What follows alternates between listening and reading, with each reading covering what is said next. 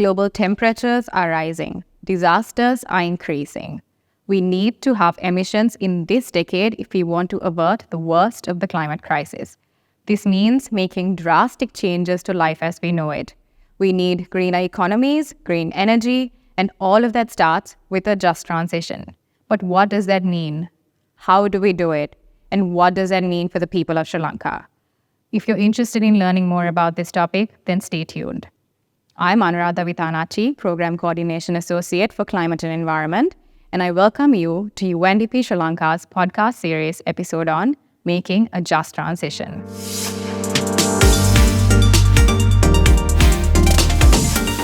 And as always, I'm joined by two experts on the topic, Dr. Sureka Perera, Programme Quality Design Analyst, Climate and Environment at UNDP Sri Lanka, and Dr. Ravi Fernando, Chairman and CEO of Global Strategic Sustainability Private Limited.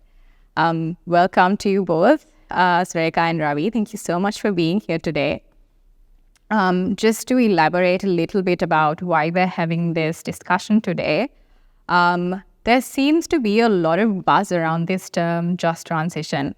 It's all over global discourse on decarbonization and climate action, and countries are referencing it more and more in their plans, and businesses are making coalitions.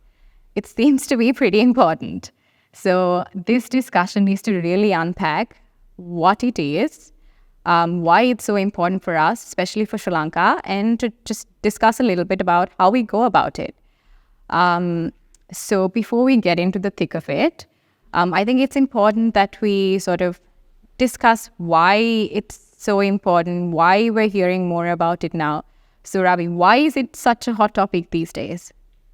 The term just transition is prefaced by the term accelerating the just transition to net zero and by 2030, 2050. So the reason we are now beginning to discuss this topic in much more great detail is this year in September, the UN had its stocktake report. And the UN stocktake report highlighted the massive need for urgent transition. And just to share some statistics, out of the 17 SDGs that we committed to achieving in December of 2015, as at now, we are off track for 85% of them. And that means 14 out of the 17 SDGs, we are off track. In terms of making sure that we don't cross the plus 1.5 degrees centigrade barrier, we have to reduce even the NDCs that have been committed, the nationally determined commitments, by nearly 23.9 gigatons or 40%. So suddenly the whole world has realized that we are basically hurtling towards a plus 1.5 degrees centigrade situation. And if we don't accelerate the transition to renewables as committed in the Paris Agreement, which was to get to 80% by 2030, we are going to be really in a bad situation. And you already described that situation eloquently. So the word just transition comes in because in terms of making those transitions, there are people who are engaged in the fossil fuel industry, in jobs, and we can't just get them all out of jobs. We need to make sure that they have transitioned into the 21st century renewable energy kind of jobs. So that's where the word just transition comes in. But it's to do with the fact that we are completely in a bind when it comes to the reality check. So that's the reason for that. So in essence, we are off track and we need solutions now. To get back on track. Right. So speaking of the solution, Sureka, can you just sort of elaborate on what is a just transition? What does that mean? Yeah. Thank you, Ravi, for that comprehensive overview. You made my life easy. Broadly, just transition is greening the economies in a way that is fair, just, and equitable as much as possible, leaving no one behind, right? So as Ravi mentioned, the adverse impact of climate change obviously worsening every year. As we have to take urgent actions, now countries are moving towards decarbonizing and greening their economies increasingly. As you mentioned, achieving the Paris Agreement goals are not easy. It requires unprecedented changes to the way we think, the way we work, and also the way we take decisions. But history has shown that these drastic changes will increase inequalities in the societies and also lead to civil unrest. So that is why we need to carefully plan and implement the just transition process. There are several key aspects to just transition. Environmental sustainability is key. This means moving towards more environmental sustainable economies. For example, shifting from more fossil fuel-based energy generation to more renewables, then reduce greenhouse gas emission, introduce nature-based solution, and also bringing more renewable energies and also sustainable practices in the industries as well. Then workers and community support is another key aspect of just transition. Just transition aim at reducing the negative impact of this transition on workers and communities to protect the interests and rights of workers that may lose their jobs during the transition process. And social equity is also important. That means both burdens and benefits of this transition should be fairly distributed across the society, with special focus on vulnerable and marginalized groups, because vulnerable and marginalized groups are already burdened by climate change. So we need to make sure that there is minimal impact on vulnerable and marginalized groups in this transition process. And inclusivity and stakeholder engagement is also very important. Throughout the entire process, we need to make sure that all the relevant stakeholders, such as government, civil society organizations, especially private sector, youth groups, and different segments of the society are fully on board, especially during decision making to make this just transition happen smoothly. So in summary, just transition is moving towards green development while ensuring the rights of workers and communities, and also ensuring more equitable benefit sharing. Okay, thank you for that, Sureka. And Ravi, now Sureka also mentioned, his history has shown, drastic changes like this bring about a lot of inequalities, and more unrest. Now, Sri Lanka is currently in a bit of a situation similar to that. There's drastic and increasing socioeconomic disparities and inequalities. In this context, what benefits does just transition bring to Sri Lanka? Okay, so I think to understand the benefits, we also need to look at the downside if we don't do what we have to do. The amount of extreme weather incidents that are now impacting local and global economies have increased from an average of about 350 in the 80s and the 90s to now nearly 600 to 700. And the impact it is having on the global economy has moved up from about $100 billion to nearly $300 to $500 billion. So if countries don't make the just transition, Sri Lanka included, then extreme weather incidents will wipe out the economies anyway.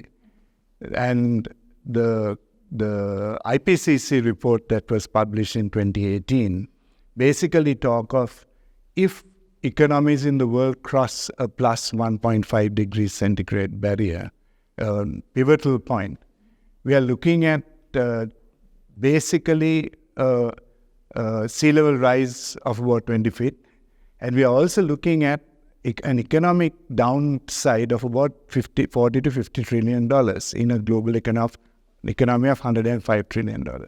So if leaders of the nation and if the business leaders really understand the gravity of the situation, then they will be accelerating towards a just transition. Because if we don't, the impacts will be dramatic in terms of economic downside. So businesses and nations sometimes get focused on GDP growth and businesses on delivering profit targets for the quarter. I mean, we might be ending up delivering short-term profit targets and basically sacrificing the future of the country to, if we don't accelerate this just transition to net zero. So the business case is clear, and it's also a moral imperative. Yeah, I would even go to the extent of saying that it's no longer, I mean, even if there wasn't a business case, I think simply protecting global economies is enough of a reason to go forward with. So I would say this then makes it doubly necessary. And one of the areas that I think we need to really work on is sensitizing national leaders and business leaders to understand what the climate emergency is and how it will translate to massive economic devastation. Because the moment you appreciate the science and accept that, then people will be energized into action. It is a bit of a strange situation. We all know how bad it is, but yet the changes are not very apparent, or at least not fast enough. I mean, I would even go to the extent of saying the changes are too slow. Because if you look at as Sureka talked about the energy transition. So if you look at the global energy transition, 38% is renewables and 62% are fossil fuels, even as at today. If you look at Sri Lanka's figure, it's about 30-70. So we are looking at getting to 70% renewable energy by 2030, which is 7 years from now, which means you got to accelerate at about 15-20% per annum. Now, I have yet to see a plan to see that acceleration. But if we don't do that, then Sri Lanka falls short of the commitments. And globally also, we are seeing, except for a few pockets of excellence, like the European Union and maybe China to a certain extent, accelerating the transition, most countries falling behind. Okay, so Ravi spoke a little bit about certain changes that we need. Sureka, could you go into a little bit more detail about what changes we have to make to the way we're doing things now? Yeah. Anuradha, as Ravi mentioned, we need, in this just transition process, we need to make certain changes in the way we currently operate. This requires combination of policy changes, investment changes, and also social measures.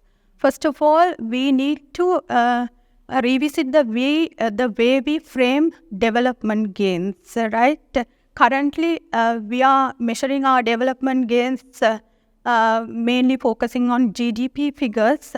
It does not give the full picture of our development gains.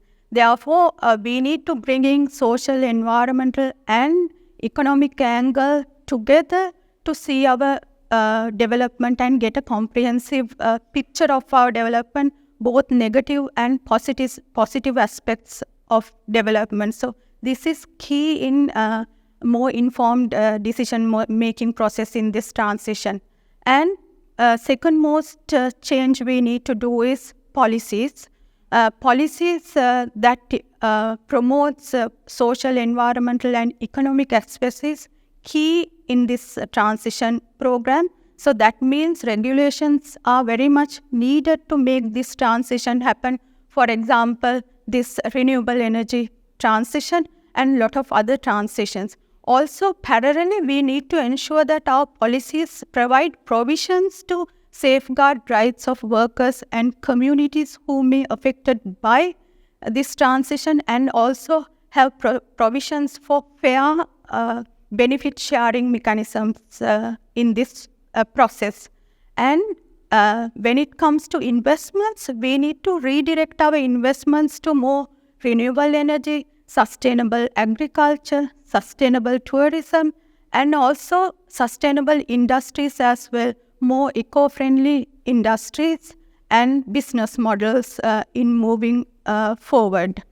Then I need to bring another dimension to this discussion.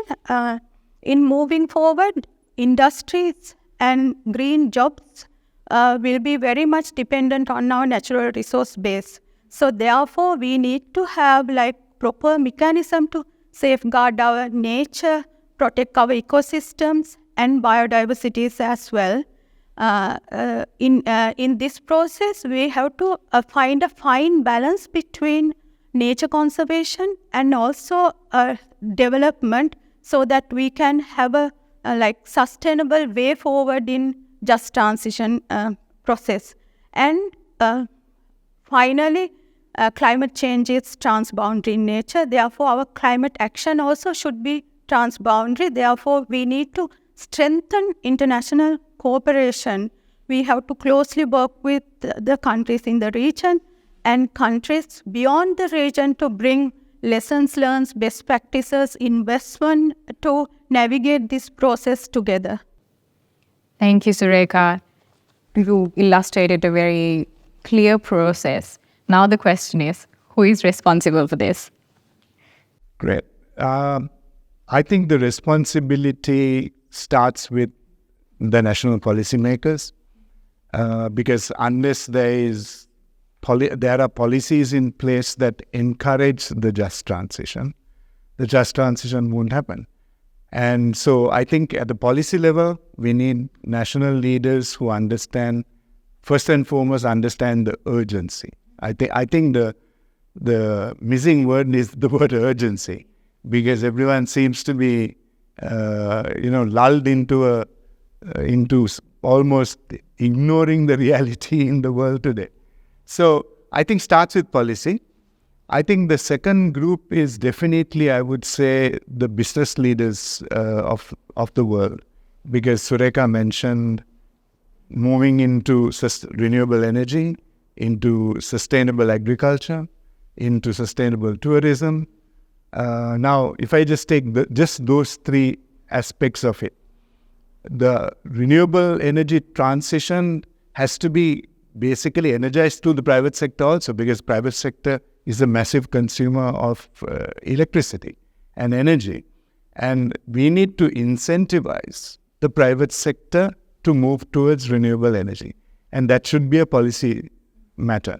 And then in terms of funding, so we need to also bring in the funding mechanisms that are now available to companies and countries, like the Green Climate Fund in Korea, based in South Korea. And banks like the European Investment Bank are really championing the investment portfolios, because maybe the investment, and also we should be encouraging players in the renewable energy global market and regional markets to take a stake in this, because then they also have a reason to get interested and invest in Sri Lanka. So I think getting the financial story in place, getting the policy story in place, and then ensuring that business leaders see the value and there is a whole new profit stream that they can tap into, which otherwise they'll be missing out on. So there has to be, the business case for me is quite clear if we do that. One other point that Sureka made, which I want to address, is the question of sustainable agriculture and sustainable tourism. Now, sustainable agriculture is increasingly becoming what is referred to as precision agriculture. Precision agriculture is what the nation of Holland are today specializing in. So they are the second largest exporter of agricultural produce in the world, with hardly any land, hardly any people. And what they've done is moved into high-rise agriculture with aquaponics and hydroponics. and the amount of water used is about 90% less. 90%? Yeah. Okay. So that, I think, is a area that Sri Lanka should seriously look at and encourage some joint ventures with the University of Wageningen in Holland to move forward with. Sustainable tourism, to me, is again a no-brainer for Sri Lanka. I mean, the world's #1 sustainable tourism destination is Costa Rica. Costa Rica is attracting 2 to 3 million tourists a year at a gestation period of between 8 to 14 days. And they are spending anything between $250 to $500 a night. Now, at the moment, Sri Lanka doesn't attract even 1% of that huge sustainable tourism market. And we have almost everything that Costa Rica has. So we should be really looking at sustainable agriculture and sustainable tourism, like Sureka said, but understanding it better and getting the strategy out in place. Okay, moving on. Sureka, what are the obstacles we have in, getting to these people, getting to those, the steps that you outline? What are the challenges? Yeah, Anuradha, the just transition inherently complex in nature. So obviously we cannot get away from obstacles, right? Instead, we have to carefully identify these challenges and navigate these challenges very carefully for a smoother transition. So one of the main obstacles include economic disruption due to closure of unsustainable or brown industries, which will lead to job losses, and also resistance from industries and workers on this transition, and also it will lead to civil unrest as well. Therefore, we need to carefully handle such situations. To overcome these situations, we have to engage with industry leaders, as Ravi said. From the very beginning, we have to take them on board in this process and also support unsustainable businesses to gradually transform their business into more sustainable business model. This needs assistance in terms of financial assistance, knowledge, capacity, and also technology transfer assistance as well. So government should make provisions for these assistance for industries. And also government should invest more on green industries and green jobs so that affected workers and communities can eventually get engaged in these emerging industries to ensure their job security. As Ravi alluded to, investment will also be a huge challenge because this transition is very much investment heavy. This involves infrastructure development, new knowledge and capacity development, and also most importantly, technology transfer. So attracting investment is very challenging, especially for the countries with economic downturns. Therefore, government should provide incentives for investors, those who are willing to come and invest on green jobs and green industries. In long run, this will provide huge benefits both from economic side as well as environmental angle as well. On the other hand, as I mentioned earlier, this is complex in nature. Therefore, it requires a lot of analysis, data and information, safeguard, new knowledge, skills and competencies. So national capacities may not cater to this big capacity demand. Therefore, we have to tap into international assistance to bridge this capacity gap. And also, we have to have a robust national capacity development program to ensure required capacities are developed towards this just transition process. And finally, general public is also very important. At the moment, general public may not fully understand the importance and urgency of this transition. Therefore, we need to have awareness programs, education programs, and also media campaigns to inform the importance and of this transition and also risks of inaction and how they could participate and engage in this process and get benefited from the transition process. Okay, so now we know what we have to do. We know who should be involved in doing it. We know what the challenges are and how to overcome them. Now comes the big question, the money question. How much? What is it going to cost to do this?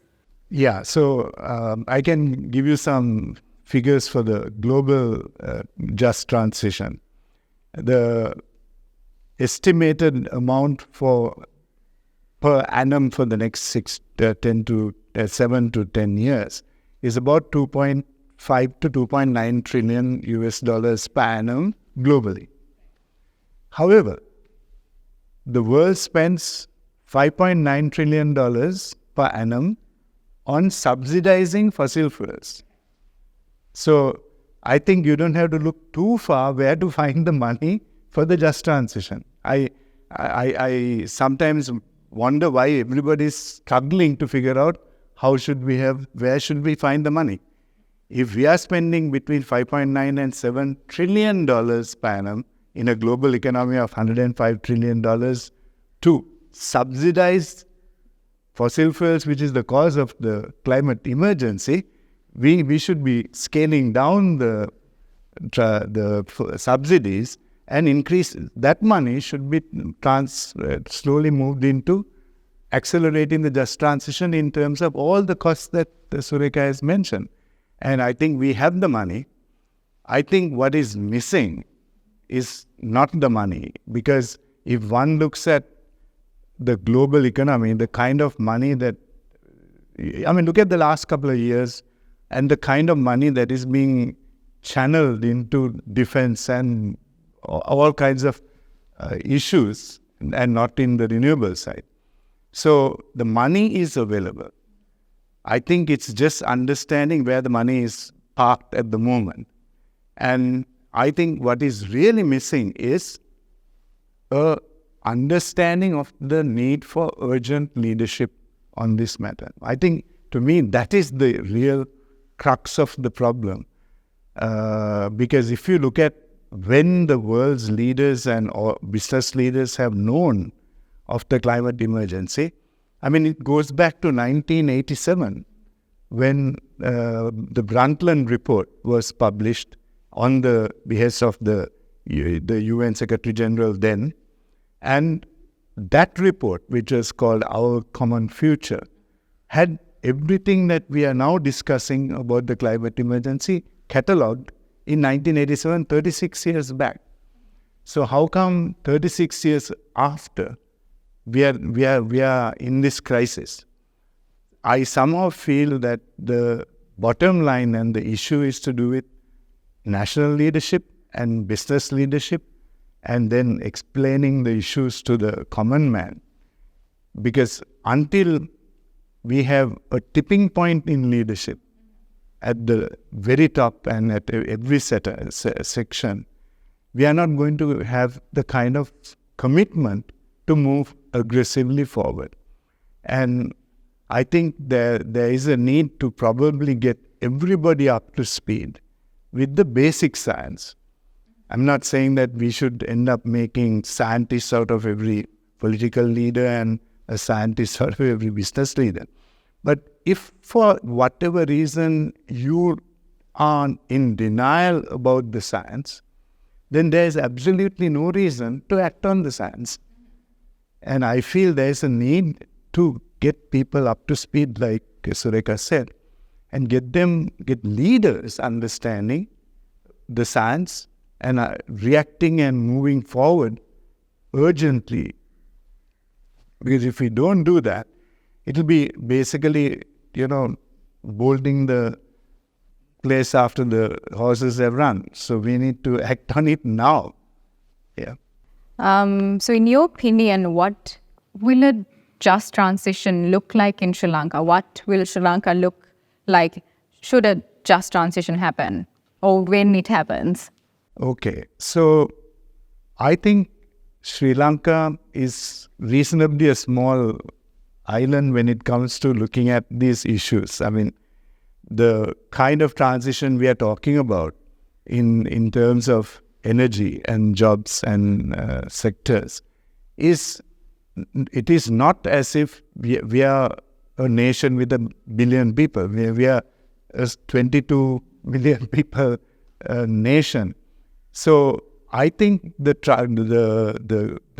green economy that Sureka talked about, I think is well within the reach of a nation like Sri Lanka, because the kind of changes that need to be done are reasonably manageable changes.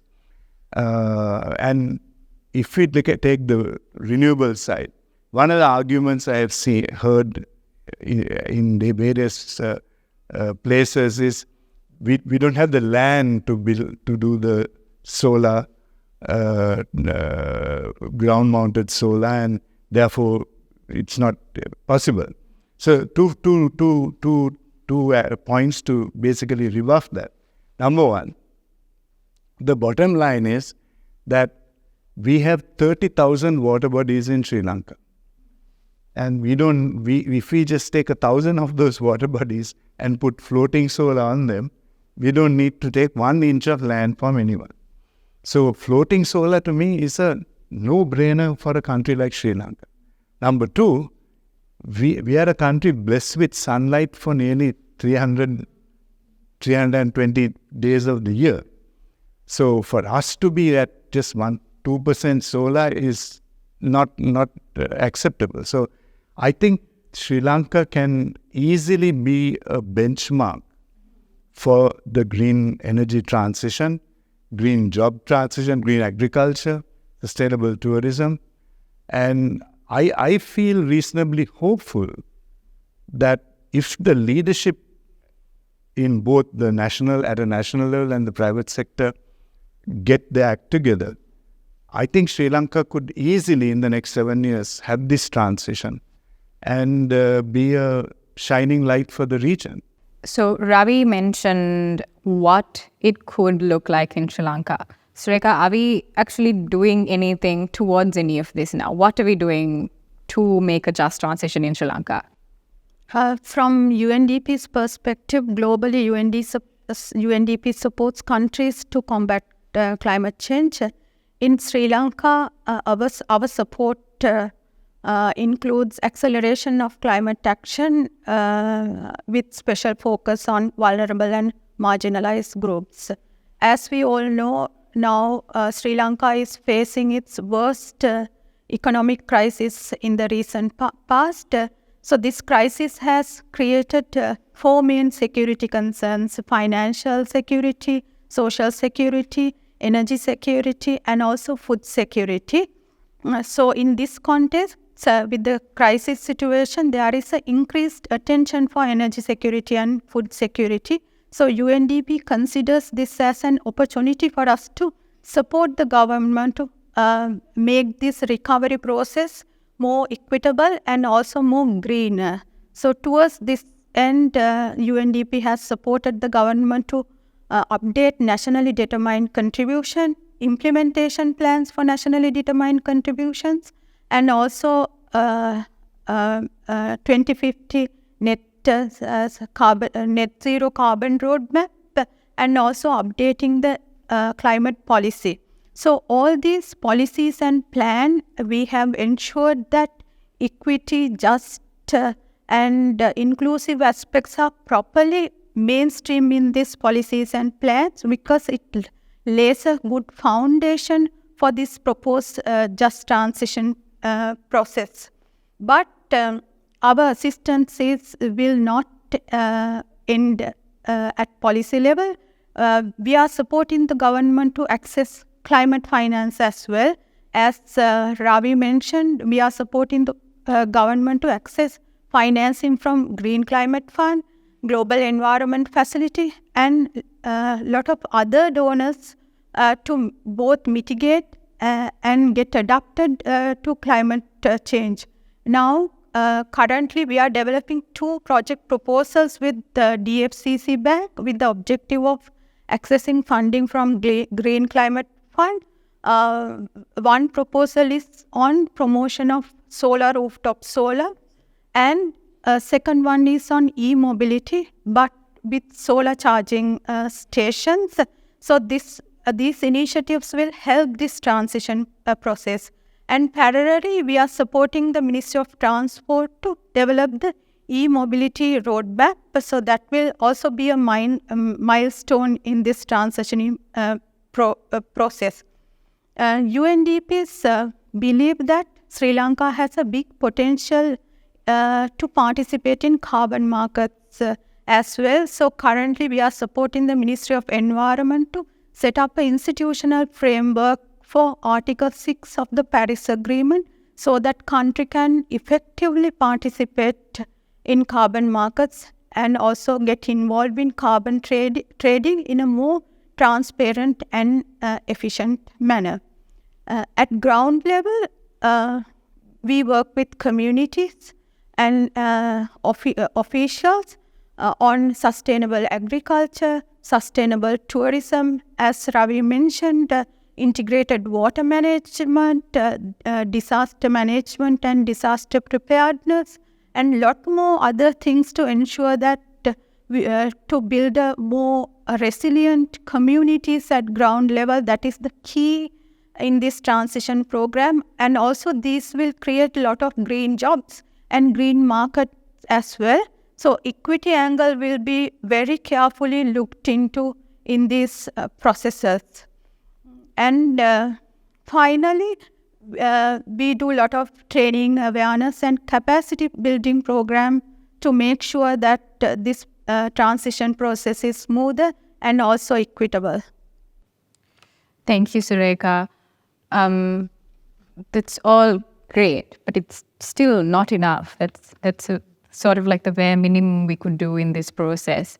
So Ravi, what is the road ahead for Sri Lanka in this transition? I think I've mentioned it a couple of times. I think the road ahead is if we have national leaders and business leaders who fully get it and fully are on board with needing to be acting with urgency to fight the climate emergency. I think the UN Secretary General at the UNGA sessions recently talked about the era of global warming has ended, and now the era of global boiling has started. So we are basically at the threshold of crossing a 1.5 in the next 2 to 3 years if we don't make this energy transition in the next short term, not even the long term. So I think the road ahead is one of getting everyone aligned.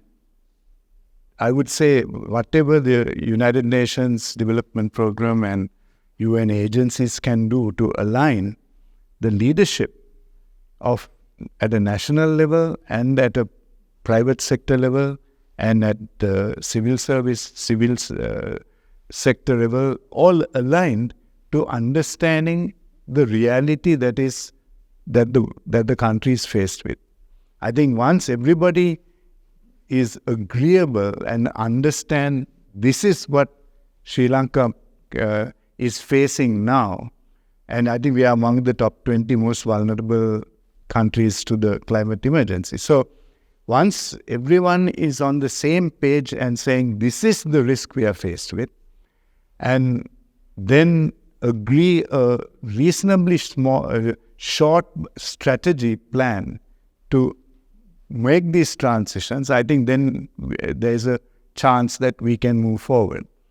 The danger is we are getting distracted with a whole bunch of other issues as opposed to getting focused on the issue.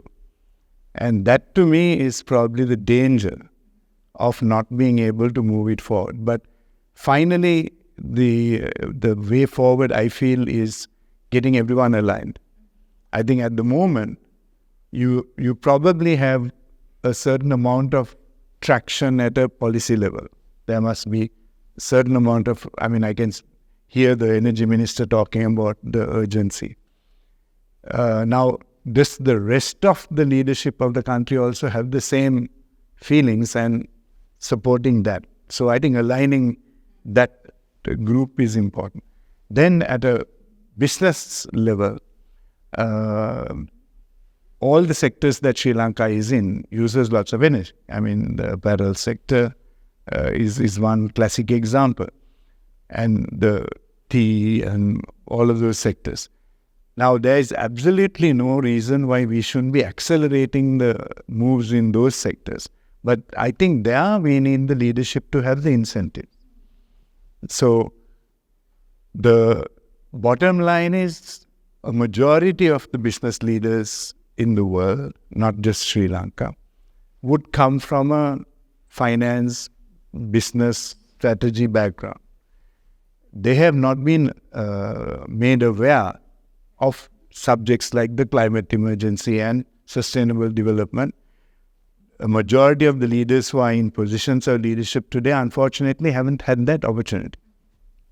Now, we can't expect them to now act on a crisis if they aren't aware of the issues.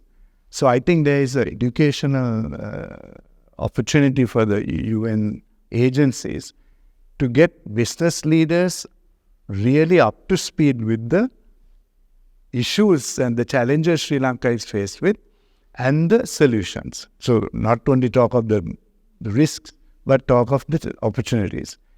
If we can get the business leaders also aligned and then incentives come to help them accelerate, then I think there is a very good chance that people will start investing and moving forward. But I feel that there is unfortunately a lack of understanding of the reality. But we have a chance to get them up to speed. I'm not saying, there's no point, you can't go back to the curriculums that they were doing 20 years ago, 10 years ago and saying, why didn't they do it? We'll be just back to square one. I think in a strategic way, we need to get them educated. We need to get them up to speed.